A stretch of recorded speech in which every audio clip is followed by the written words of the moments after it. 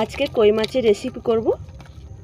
মাছটা কেটে ধুয়ে নিয়েছি, এবার নুন মাখিয়ে নেব, হলুদ মাখিয়ে নেব। কই মাছগুলো নুন হলুদ মাখিয়ে নিয়েছি, মাছগুলো ভেজে নিচ্ছি। আলুটা নুন হলুদ দিয়ে ভেজে নিচ্ছি, এতে বেগুনগুলোও ভেজে নেব। আলু বেগুনটা ভাজা ভাজা হয়ে এলে পেঁয়াজ কুচি দিয়ে দেবো, কাঁচা লঙ্কা কুচি দিয়ে দেবো, এবার টমেটো কুচি দিয়ে দেবো, হলুদ গুঁড়ো, লবণ, লঙ্কা গুঁড়ো দিয়ে ভালো করে কষিয়ে নেব। এবার আদা বাটা দিয়ে দেবো। কষানো হয়ে গেলে এবার জল দিয়ে দেবো। ঝোলটা ফুটে উঠলে মাছগুলো দিয়ে দেবো,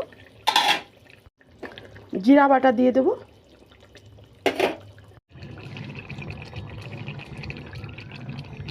কই মাছের রেসিপিটা হয়ে গেছে।